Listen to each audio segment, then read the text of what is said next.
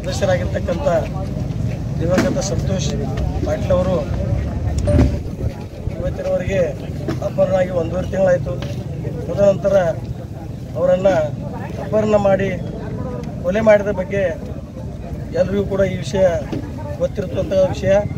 ಅದೇ ರೀತಿಯಾಗಿ ಇದರಲ್ಲಿರ್ತಕ್ಕಂಥ ಒಂದು 5 ಜನ ಆರೋಪಿತರನ್ನ ಈಗಾಗಲೇ ಪೊಲೀಸ್ ಇಲಾಖೆಯವರು ಮಾನ್ಯ ನ್ಯಾಯಾಲಯಕ್ಕೆ ಒಪ್ಪಿಸಿದ್ದಾರೆ. ಅದೇ ರೀತಿಯಾಗಿ ಉಳಿದ ಎಲ್ಲ ಆರೋಪಿಗಳನ್ನು ಮತ್ತು ಮುಖ್ಯ ಆರೋಪಿಗಳನ್ನು ಈ ಒಂದು ಪ್ರಕರಣದಲ್ಲಿ ತಕ್ಷಣ ಬಂಧಿಸಿ ನಮ್ಮ ನೊಂದ ಜೀವಕ್ಕೆ ನಾವು ನ್ಯಾಯವನ್ನು ಒದಗಿಸಬೇಕಂತ ತಿಳ್ಕೊಂಡು ನಾವು ವಕೀಲ ಸಂಘದಲ್ಲಿ ಈಗಾಗಲೇ ಶುಕ್ರವಾರ ದಿವಸ ನಮ್ಮ ಸರ್ವ ಸದಸ್ಯರ ಸಭೆಯನ್ನು ಕರೆದು ಆ ಸಭೆಯಲ್ಲಿ ಈ ಒಂದು ಪ್ರಕರಣದಲ್ಲಿರ್ತಕ್ಕಂಥ ಮುಖ್ಯ ಆರೋಪಿಗಳನ್ನು ಬಂಧನ ಮಾಡುವವರೆಗೆ ನಾವು ಅನಿರ್ದಿಷ್ಟ ಅವಧಿವರೆಗೆ ಈಗಾಗಲೇ ಮಾನ್ಯ ನ್ಯಾಯಾಲಯದ ಕೋರ್ಟ್ ಕಲಾಪಗಳಿಂದ ಹೊರಗುಳಿದು ಪ್ರತಿಭಟನೆಯನ್ನು ಹಮ್ಮಿಕೊಂಡಿದ್ದೇವೆ.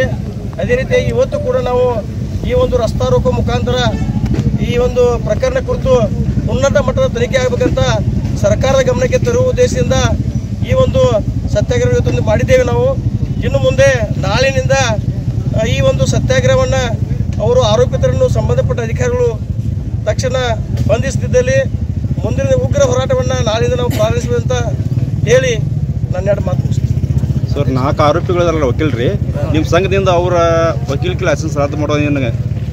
ಈಗ ನಾವು ಈ ಸತ್ಯಾಗ್ರಹ ಮುಗಿದು ಅವರ ಅರೆಸ್ಟ್ ಆದ ನಂತರ ನಮ್ಮ ವಕೀಲ ಸಂಘ ಸಭೆಯಲ್ಲಿ ನಾವು ಆ ಸಭೆಯನ್ನು ಕರೆದ ಆ ಸಭೆಯಲ್ಲಿ ತೀರ್ಮಾನ ತಗೊಂಡ ನಮ್ಮಲ್ಲಿ ಕೂಡ ಅವ್ರನ್ನ ಸಂಘದಿಂದ ವಜಾ ಮಾಡಿ ಮತ್ತು ನಮ್ಮ ಕರ್ನಾಟಕ ರಾಜ್ಯ ವಕೀಲ ಪರಿಷತ್ತು ಕೂಡ ಅವ್ರನ್ನ ವಜಾ ಮಾಡಬೇಕಂತೇಳಿ ಅಥವಾ ಅವರ ಸನ್ನದ ರದ್ದು ಮಾಡಬೇಕಂತೇಳಿ ನಾವು ಮನವಿಯನ್ನು ಮಾಡಬೇಕು ಅಂತ ಈಗಾಗಲೇ ವಕೀಲ ಸಂಘದಲ್ಲಿ ತೀರ್ಮಾನ ಮಾಡಿದ್ದೀವಿ. ಸರ್, ಆರೋಪಿಗಳ ಹೆಸರು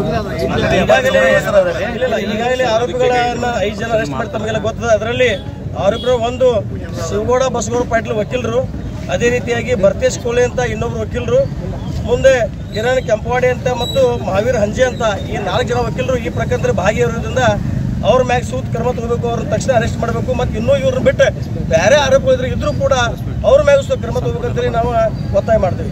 ಸರ್, SP ಅವರು ಇನ್ನೂ ಯಾಕೆ ಇದನ್ನು ಕೊಟ್ಟಿಲ್ಲ ಸರ್ ಬೈಟ್? ಇದ್ರ ಬಗ್ಗೆ ಸರ್, ಸಣ್ಣ ಪುಟ್ಟಗೆಲ್ಲ ಬೈಟ್ ಕೊಡ್ತಾರೆ ಸರ್, ಇದಕ್ಕೆ ಯಾಕೆ ಕೊಟ್ಟಿಲ್ಲ ಸರ್? ನಾವು ಅಲ್ಲ, SP ಅವರು ಯಾಕೆ ಬೈಟ್ ಕೊಟ್ಟಿಲ್ಲ ಮತ್ತು ಈ ಪ್ರಕರಣ ಕುರಿತು ವಿಶೇಷವಾಗಿ ಯಾವ ಪತ್ರಿಕೆಗಳು ಕೂಡ ಬಂದಿಲ್ಲ. ಯಾಕೆ ಬಂದಿಲ್ಲ ಅಂತಂದ್ರೆ ಕೆಲವೊಂದು ಇದರಲ್ಲಿ ತಾಂತ್ರಿಕ ದೋಷ ಅಂತೇಳಿ ಎಲ್ಲರಿಗೂ ಸ್ವಲ್ಪ ಆಗಿದೆ. ಯಾಕಂತಂದ್ರೆ ಅವರು ಕೋರ್ಟ್ದಲ್ಲಿ ಯಾವುದು ಸುದ್ದಿ ಪ್ರಸಾರ ಮಾಡಬಾರ್ದಿಲ್ಲ, ಅವ್ರು ಸ್ಟೇ ತಗೊಂಡ್ರು ವಕೀಲರು. ಅದೇ ರೀತಿ ಹೈಕೋರ್ಟ್ನಾಗ ಕೂಡ ಅವರು ಕೇಸನ್ನು ಪ್ರಕರಣ ದಾಖಲು ಮಾಡಿದ್ರಿಂದ ಇದು ಕೆಲವು ಸ್ವಲ್ಪ ತಾಂತ್ರಿಕ ತೊಂದರೆ ಆಗಿತ್ತು. ಬಟ್ ಪ್ರಕರಣವನ್ನು ಪೇಪರಲ್ಲಿ ಹಾಕಲಿಕ್ಕೆ ಆಯಿತು, SP ಅವರು ರೆಸ್ಪೆಕ್ಟ್ ಮಾಡಲಿಕ್ಕೆ ಆಯಿತು. ಯಾವುದೇ ಥರ ತೊಂದರೆ ಇಲ್ಲ, ಕಾನೂನು ತೊಂದರೆ ಅಂತ ಇವತ್ತು ನಾವು ನಿಮಗೆ ಹೇಳಿ ಬಯಸ್ತೀವಿ. ಈಗಾಗಲೇ 29/4/2025 ಸಂತೋಷ್ ಯೂಸುಫ್ ಪಾಟೀಲ್ ಅವರ ಹತ್ಯೆ ಮುಂಜಾನೆ 10 ಗಂಟೆಗೆ ಇಲ್ಲಿಂದ ಅವ್ರನ್ನ ಅಪಹರಿಸಿಕೊಂಡು ಹೋದ ನಂತರ 5/6/2027 ಏನು ಘಟನೆಗಳಾಯಿತು, ಆರೋಪಿತರು ಸುಪಾರಿ ತೊಗೊಂಡವ್ರು ಯಾರು ಮತ್ತು ಸುಪಾರಿ ಕೊಟ್ಟವ್ರು ಯಾರು ಅನ್ನೋದು ತನಿಖೆ ಹಂತದಲ್ಲಿತ್ತು. ಟೆಕ್ನಿಕಲ್ ಸಮಸ್ಯೆ ಅಂತ ಇನ್ಕತನ ಹೇಳ್ತಾ ಇದ್ರು. ಈಗ ಅದು ಒಂದು ಹಂತಕ್ಕೆ ರೂಪರೇಷಕ 5/6/2025 ಹಂತಕ್ಕೆ ಬಂತು. ಸುಪಾರಿ ತೊಗೊಂಡವರು, ಸುಪಾರಿ ಕೊಟ್ಟವರು ಅಡ್ವೊಕೇಟ್ ಇದ್ದರು, ನಮ್ಮ ಸಂಘದ ಸದಸ್ಯರಿದ್ದರು. ಅವರಿಗೆ ಈಗಾಗಲೇ ನಾವು 2 ದಿನ ಆಯಿತು ಅನಿರ್ದಿಷ್ಟ ಮುಷ್ಕರದ ಹೋರಾಟ ಅಂತೇಳಿ ಮಾಡ್ತಾ ಇದ್ದೀವಿ.